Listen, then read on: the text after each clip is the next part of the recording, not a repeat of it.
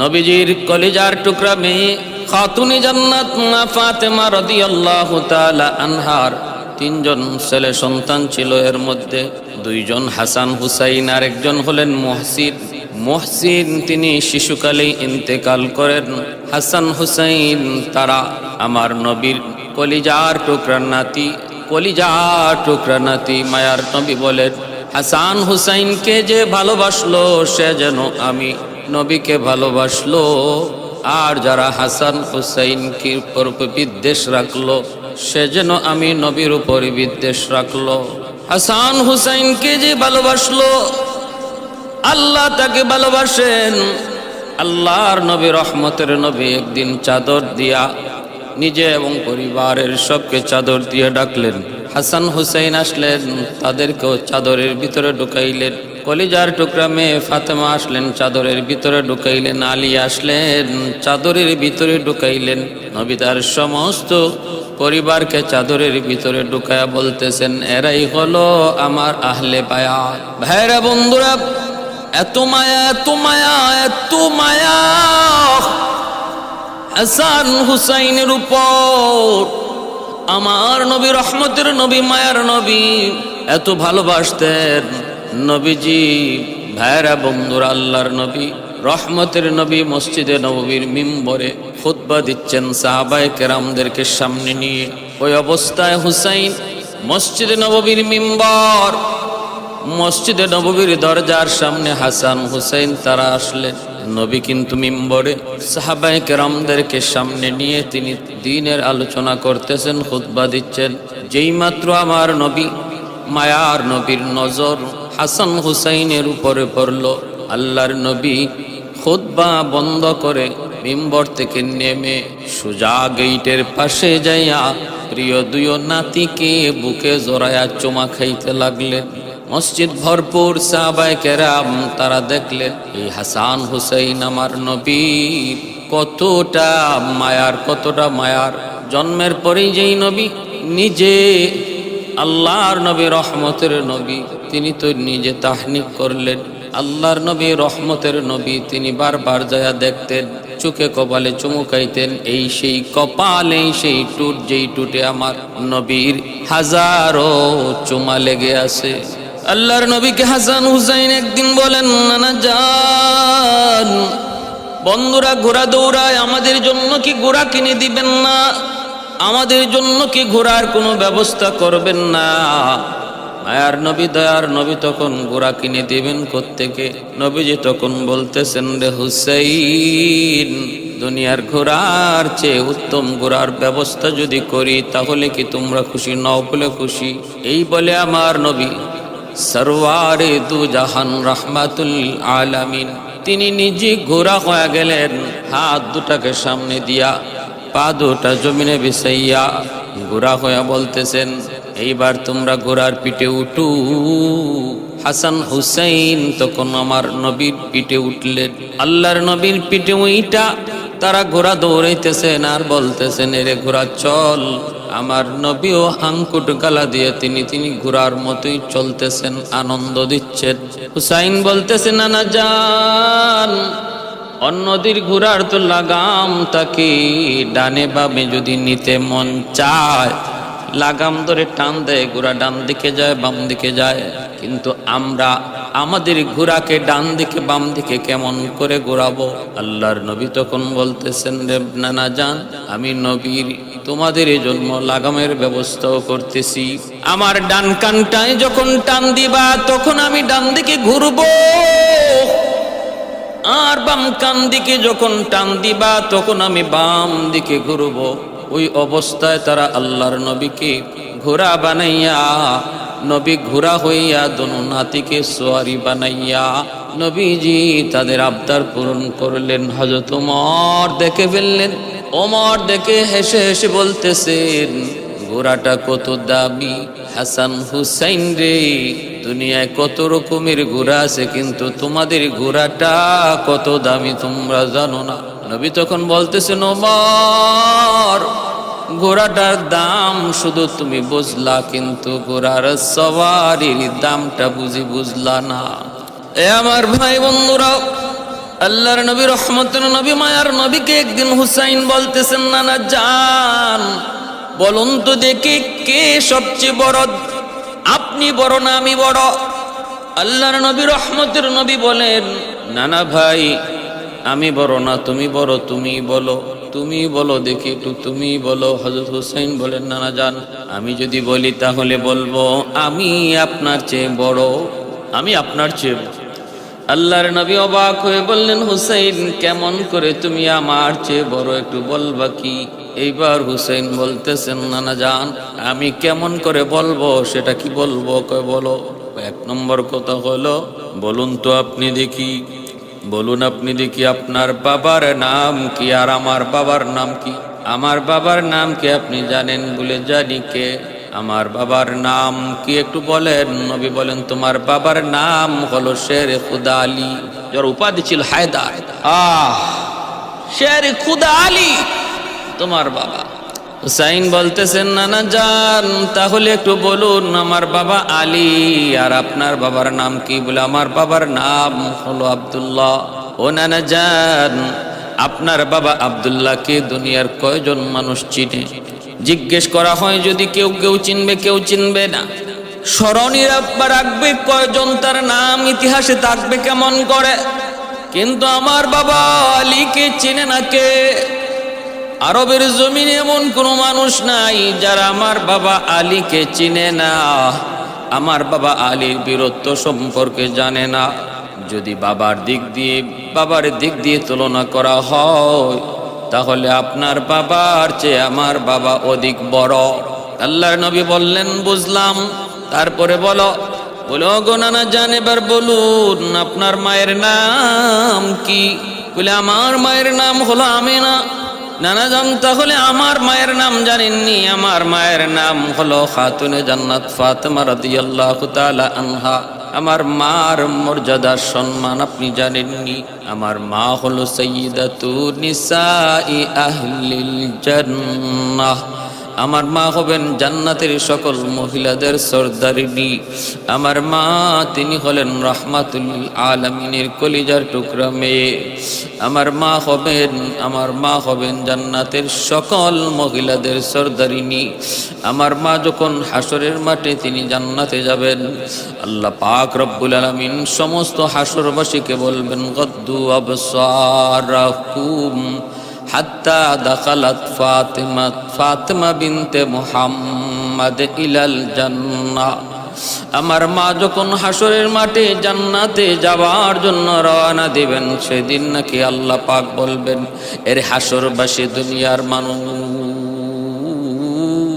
চক্ষুটা নিচের দিকে নিয়ে নেও, কারণ সামনে তাকাইও না।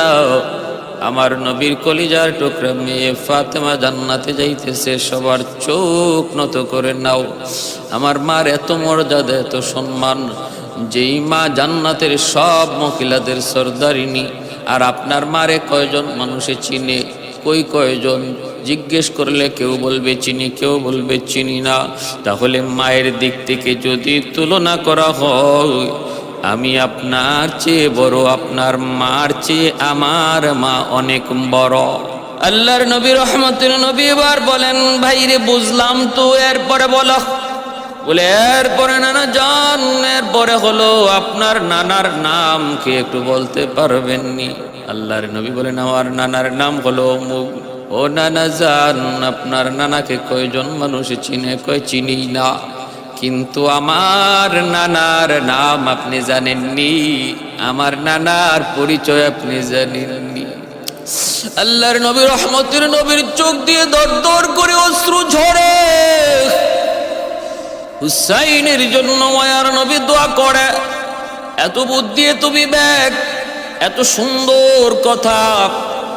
এইবার হযরত হুসাইন বলতেছেন, নবীর কুলে থেকেই বলতেছেন, নানা জান আমার নানা হলেন রাহমাতুল লিল আলামিন, সাইয়্যিদুল মুরসালিন।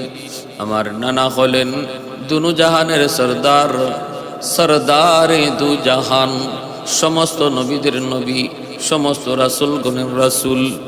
जो नबियों का नबी हो, जो रसूलों का रसूल हो, जो नबियों का नबी हो, जो रसूलों का रसूल हो। নানা জান, আমার নানাকে চিনে না এমন কে? শুধুমাত্র এই যুগের মানুষেরা চেনে না এমন না, আমার নানার জন্মের আগ থেকে আমার নানাকে সবাই চিনত।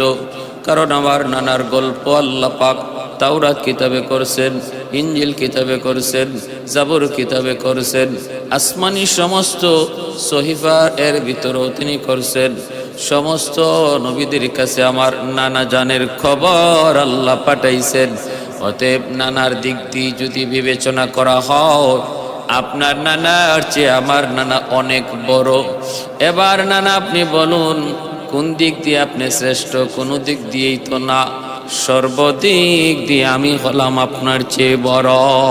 সুবহানাল্লাহ।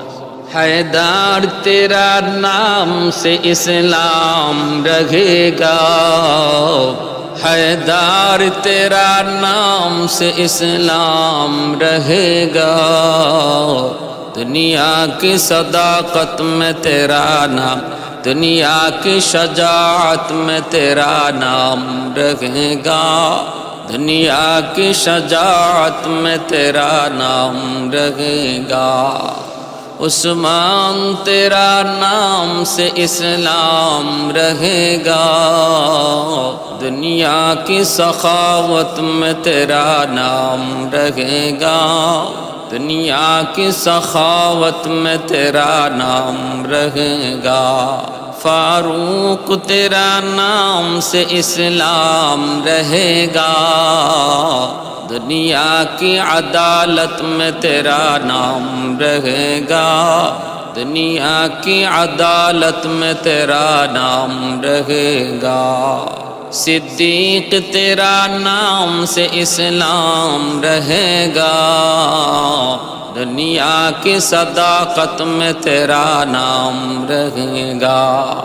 मेरा बंधुरा अल्लाहर नबी गाले चुमा खाइतेছেন, কপালে চুমা খাইতেছেন।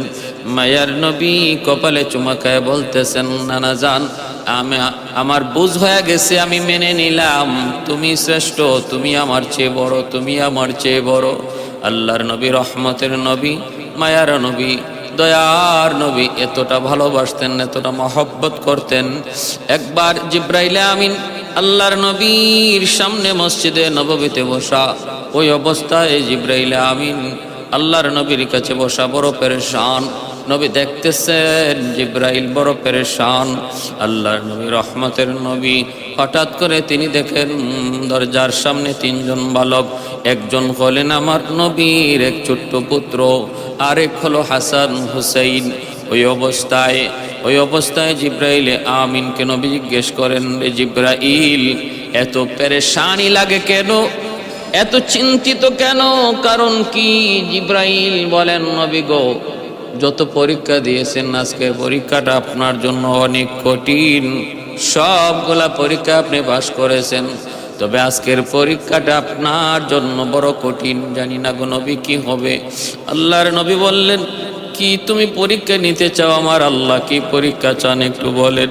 জিব্রাইল আমিন বলতেছেন, নবী গো, তিনটা বালক আপনার সামনে এসেছে, আল্লাহ তিনজনের ভিতর থেকে একজনকে এই মুহূর্তে চান, এই বয়সে চান।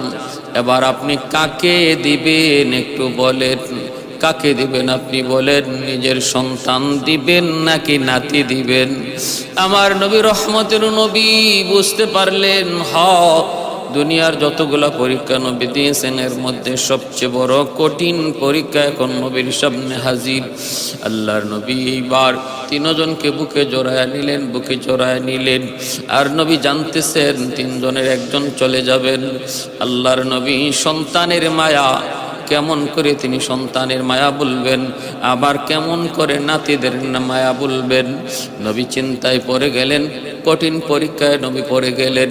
ওই অবস্থায় আল্লাহর নবীর তিনাই হাসানের দিকে তাকান। হঠাৎ করে নবীর চোখ দিয়ে পানি অশ্রু আসলো। নবী ভাবতেছেন হাসানের কথা বলবো, কয় না না, কোনোভাবেই আমি নবী হাসানের কথা বলতে পারবো না, হুসাইনের কথা বলবো, কয় না, দুইজনের একজনের কথাও বলতে পারবো না, কারণ যদি দুজনের একজনকে আমি বলি, দুই ভাইয়ের এক ভাইকে যদি আল্লাহ নিয়ে যায় আরেক ভাই একা হয়ে যাবে। হাসান হুসাইন তো আমার কলিজার টুকরা, হাসান হুসাইনের কোনো একজনকে যদি আমি দিয়ে দেই, আমি যদি অনুমতি দিয়ে দিই, আমার ফাতেমা কলিজা সইবে না। আমার ফাতেমা যদি সইতে না পারে, আমি নবীও সইতে পারবো না। আমার ফাতেমার কলিজায় আমি আঘাত দিতে পারবো না। দুই ভাইয়ের এক ভাই এতি, এক ভাই একা হয়ে যাবে না। আমার তো সন্তানই নাই, কোনো সন্তান বাঁচে না। এই সন্তানটা অল্প বয়সের, আর তো তার কোনো ভাই নাই। মায়ার নবী, রহমতের নবী নিজের সন্তানের দিকে তাকায়া নিজের মনটাকে শক্ত কইরা জিব্রাইলকে বলতেছেন, রে জিব্রাইল, হাসান হুসাইনকে আমি দিতে পারবো না। আমার আল্লাহকে বলো আমার সন্তান যেন আল্লাহ নিয়ে যায়। এইভাবে মায়ার নবী, দয়ার নবীর সন্তানগুলো আল্লাহ পাক একে একে অল্প বয়সে নিয়ে গেলেন। এর পিছনে আল্লাহ পাকের বহুত বড় হিকমত রয়েছে। অন্য কোনো দিন আমি আপনাদেরকে সেই হিকমতের কথাগুলি শোনাবো। এতটা মায়া, এতটা মহব্বত, এতটা দরদ, এতটা ভালোবাসা, যাদেরকে আল্লাহর নবী জান্নাতের সকল যুবকদের সর্দার ঘোষণা দিয়েছেন। জান্নাতের সকল যুবকদের সর্দার হবে আমার নাতি হাসান আর হুসাইন। ছোট্ট বালক হুসাইন, আল্লাহর নবী দুনিয়ায় নাই। খলিফাতুল মুসলিমিন হযরত ওমর, আমিরুল মুমিনিন হযরত ওমর, তিনি তো খলিফাতুল মুসলিমিন। হযরত ওমরেরও একটা বাচ্চা আছে হুসাইনের বয়সের। খেলার মাঠে খেলাধুলা করে, খেলার তালে মাঝে মাঝে বাচ্চারা একটু ঝগড়াঝাটি করে। বাদশার ছেলের সাথে হযরত ইমাম হুসাইনের একটু ঝগড়া হলো। বাদশা মানে কে? কয় হযরত ওমর। ওনার ছেলের সাথে হযরত হুসাইন রাদিয়াল্লাহু তাআলা আনহু খেলার মাঠে একটু মনোমালিন্য হলো। ইমাম হুসাইন খলিফাতুল মুসলিমিন, আমিরুল মুমিনিন হযরত ওমর রাদিয়াল্লাহু তাআলা আনহুর ছেলেকে একটা গালি দিলেন। গালিটা ছিল, এরে গোলামের ফুত গোলাম। গোলামের ফুত গোলাম বলেছেন। সাথে সাথে ওমরের ছেলে দৌড়ে বাবার কাছে চলে আসলো, এসে নালিশ দিল, বাবা, হুসাইন আমাকে গোলামের ফুত গোলাম বলেছে। শুধু আমারে গোলাম কয় নাই, তোমারও গোলাম বলেছে। আমি এর উপযুক্ত বিচার চাই, উপযুক্ত বিচার চাই। হযরত ওমর ফারুক রাদিয়াল্লাহু তাআলা আনহু বললেন, ঠিক আছে, শান্ত হও বাবা, এর যথাযথ বিচার হবে, উপযুক্ত বিচার হবে। কারণ আমি উমরের আদালত হলো ইনসাফের আদালত। আমার আদালতে কখনো অবিচার হয় না, অন্যায় হয় না। টেনশন নাই, বিচার হবে, 100 বিচার হবে। ঢোল পিটায় বলে দাও আগামীকাল দরবারে হুসাইনের বিচার হবে। হুসাইনের বিচার কিসের বিচার? হুসাইন আমার ছেলেকে গোলামের ফুত গোলাম বলেছে, এর বিচার হবে। ঢোল পিটায় মদিনার অলিতে গলিতে জানায় দেওয়া হচ্ছে হুসাইনের বিচার। হযরত আলী রাদিয়াল্লাহু তাআলা আনহুর কানে যখন এই আওয়াজ পৌঁছলো, তিনার মাথার উপরে যেন আসমান ভেঙে পড়লো। হায় হায়, হইল কি, ঘটনা কি? কাল তো আমার সন্তানের না জানি কেমন বিচার হয়, আর আমার ইজ্জতিতে বা থাকবে কদ্দূর। আমার হযরত আলী দৌড়ায়া খলিফাতুল মুসলিমিন, আমিরুল মুমিনিন হযরত ওমর ফারুক রাদিয়াল্লাহু তাআলা আনহুর দরবারে যায় হাজির হয়ে ডাক দিয়ে বলতেছেন, গো আমিরুল মুমিনিন, আমার সন্তান হুসাইনের পক্ষ থেকে আমি মাপ চাই, আমাকে মাফ করে দেন। হযরত ওমর বললেন, দোষ করবে একজন, ক্ষমা চাইবে অন্যজন, এটা ইনসাফ নয়। আমার আদালতে ইনসাফের বিচার চলে রে আলী, তুমি চলে যাও। এইবার আলী বলেন, তাহলে যদি আপনি বলেন হুসাইনকে আমি নিয়ে আসবো, সে আপনার কাছে ক্ষমা চাইবে। হযরত ওমর বলেন, আলী শান্ত হও, আমি বিচার ডেকেছি, সালিশ বসাই, তারপরে বিচার হবে, তারপরে বিচার। যেহেতু ঘোষণা দিয়ে ফেলেছি, লোকায়া লোকায়া একা একা শেষ করার কোনো সুযোগ নাই, আদালতের বিচার হবে। হযরত আলী যত অনুরোধ করেন ওমর মানেন না। ওমর বলেন, আলী আমি তো বারবার বললাম তুমি চলে যাও, আগামী কাল হুসাইনকে নিয়ে তুমি আদালতে হাজির হবা, সেখানে ইনসাফের বিচার হবে, ইনসাফের সাথে বিচার হবে। আলী রাদিয়াল্লাহু তাআলা আনহু ব্যর্থ হয়ে তিনি চলে আসলেন, হুসাইনকে যেন একটু গালমন্দ করলেন। হুসাইন, কেন তুমি এমনটা বলছো? কয় বাবা বলছি তো বলছি, এখন কি করতে হবে? কয় কাল তো বিচার, তুমি একটু কথাটা ঘুরায় বইল, অথবা তুমি বইল আমার ভুল হয়ে গেছে। আলী বলেন ঠিক আছে, আমি দেখবো কি বলা যায়, অসুবিধা নাই, আপনি টেনশন করবেন না। দরবারে মানুষজন উপস্থিত, মদিনার মানুষ হাজির হয়ে গেল। আজ বুঝি নবীর কলিজার টুকরা হুসাইনের বিচার হবে উমরের আদালতে। মদিনার মানুষ আদালতে হাজির হয়ে গেল বিচার দেখার জন্য। আর বন্ধুরা, ওই অবস্থায় হুসাইনকে নিয়ে আলী রাদিয়াল্লাহু তাআলা আনহু তিনি দরবারে হাজির হলেন। বিচার বসে গেল, সালিশ বসে গেল। অসংখ্য গণিত মানুষ দেখার জন্য হাজির। ওমর ডাক দেয়া বলতেছেন, তার ছেলেকে বলো তো বাবা, তোমারে হুসাইন কি বলেছে? ছেলে বলতেছে, বাবা আমাকে হুসাইন বলেছে গোলামের ফুত গোলাম, গোলামের ফুত গোলাম। এই কথা বলা মাত্রই হযরত ওমর বলতেছেন, হুসাইন এবার তুমি বলো কি বলছো? সে যা বলতেছে তা সঠিক না মিথ্যা, সত্য না মিথ্যা? হযরত আলী রাদিয়াল্লাহু তাআলা আনহুর মনে মনে ছিল, হুসাইন যদি একটু বলতো যে না কথাটা এমন না, একটু ঘুরায় যদি বলতো। সাহাবায়ে কেরামের মনের ভিতরও এমন তামান্না ছিল, হুসাইন যদি বলতো না কথাটা এমন ছিল না, একটু ঘুরায় যদি বলতো, একটু ঘুরায় যদি বলতো, সবাই মিলে আমরা খলিফার কাছে সুপারিশ করতাম। আলীও মনে মনে এমনটা ভাবতেছিলেন, কিন্তু সকলের ভাবনাকে ধ্বংস করে দিয়া হযরত হুসাইন রাদিয়াল্লাহু তাআলা আনহু তিনি ডাক দিয়া বললেন, আমিরুল মুমিনিন, আপনার ছেলে যা বলেছে সত্য বলেছে, আমি আপনার ছেলেকে গোলামের ফুত গোলাম বলেছি। হযরত ওমর কেমন গরম সাহাবী, এমন গরম। নবী বলেন, আমার উমর যে রাস্তা দিয়ে যায় ওই রাস্তা দিয়ে শয়তান আসে না, শয়তান উমরকে ভয় পায়। যদি আমি কোনোদিন ওমরের সামনে পড়ে যাই, খোলা তলোয়ারের নিচে দ্বিখণ্ডিত হয়ে যাব, এতটা ভয় পাই তো রাজ্যের মানুষ শয়তান সহ সব। আল্লাহর নবী বলেন, সবার সাথে শয়তান আছে, কিন্তু আমার উমরের সাথে নাই। নবীকে সাহাবীরা জিজ্ঞেস করেন, নবী গো আপনার সাথেও কি শয়তান আছে? নবী বলেন, হ আমার সাথেও আছে, তবে আমার সাথে যে শয়তান আছে সে মুসলমান। একটা দুধওয়ালা মদওয়ালা মদ বিক্রি করতো, মদের ব্যবসা করতো, মাথার মধ্যে কলসে মদ নিয়া বাজারের দিকে যাইতেছে, আর ভয়ে কাঁপতেছে, হায়রে কোথায় জানি, কোন জায়গায় জানি উমরের সাথে দেখা হয়ে যায়। আল্লাহ তুমি আমাকে উমরের হাত থেকে বাঁচাইও। মাথায় মদ, আল্লাহরে ডাকে উমরের ডোরে। কিন্তু কথা আছে না, যেখানে বাঘের ভয় সেখানে কি হয়? রাত হয়। যার ভয়ে ভয়ে সে যাচ্ছে, হঠাৎ করে তাকায় দেখে সেই উমর তার সামন দিক দিয়ে আসতেছে, হাতে তলোয়ার থাকতো খোলা। দেখা মাত্রই ওই মদওয়ালা মানুষটা চিন্তায় পড়ে গেল, কাঁপতে শুরু করলো। রাস্তার কিনারা দিয়ে কোন রকম বাঁচার চেষ্টা করলো, অন্যদিকে তাকায় সে যাওয়ার চেষ্টা করলো। হযরত ওমর তারিনি না ডাক না দেন, তারে কিছু না জিজ্ঞেস না করেন, এই আশায় রাস্তার কিনারা দিয়ে কোন রকম পাস হওয়ার চিন্তা করলো। কিন্তু সমানে হওয়া মাত্রই হযরত ওমর ডাক দিয়ে দিলেন, ও মিয়া দাঁড়াও। মাথায় কি, পুরা শরীরটার মধ্যে কাঁপ শুরু হয়ে গেছে। হযরত ওমরের কাছে এসে বলতেছে, আমিরুল মুমিনিন, আমার কলসের মধ্যে কি সেটা জানতে চান? বলে, হ্যাঁ আপনার কলসে কি? আমার কলসে হলো দুধ। মনে মনে ভাবতেছিল দুধ। বলার পর হযরত ওমর মনে হয় বলবেন তাহলে বাজারে চলে যাও, বাজারে টাইম শেষ হয়ে যাচ্ছে, তাড়াতাড়ি যাও। কিন্তু না, হযরত ওমর বলতেছেন, কলস নিচে নামাও, দেখি আমি দুধ না অন্য কিছু।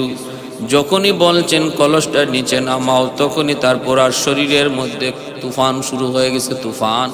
আর আল্লাহর কাছে কাঁদতেছে, মনে মনে ডাক দিয়ে কই, মালিক আজকের মতো তুমি আমাকে উমরের হাত থেকে বাঁচাও। তওবা করলাম, আমি আর জীবনে মদের ব্যবসা তো করবই না, আমি আর জীবনে হারাম পথেও চলবো না, তোমার অবাধ্য হয়ে চলবো না। আল্লাহ যত জীবন বেঁচে থাকি তোমার গোলামি করার চেষ্টা করব। আল্লাহ এই মুহূর্তে তুমি ওমরের হাত থেকে আমাকে বাঁচাও। দিলে দিলে নিয়ত করেছে, কেউ শুনে নাই, শুনছেন কে? আল্লাহ। মানুষ যা শুনে না শুনেন আল্লাহ, মানুষ যা পারে না পারেন আল্লাহ, মানুষ যা দেখে না দেখেন আল্লাহ। সব কিছুর ক্ষমতা আল্লাহর, দিলের খবর আল্লাহর আসিরি না নাই। আল্লাহু আলিমুম বিদাতিস সুদূর। আল্লাহ পাক অন্তরের খবর জানেন, দিলের খবর জানেন। দিলের খবর জাননেওয়ালা শুধুমাত্র আল্লাহ। কোনো দয়াল বাবা না, কোনো কিবলা বাবা না, কোনো খাজা বাবা না, কোনো জটা সানা, কোনো ল্যাংটা সানা, বদনা সানা, কোনো বাবাই মনের খবর জানে না। জানেন শুধু একমাত্র কেবলমাত্র আল্লাহ। আল্লাহ পাক তার অন্তরের খবর জানলেন, অন্তরে হালত দেখে আল্লাহ তার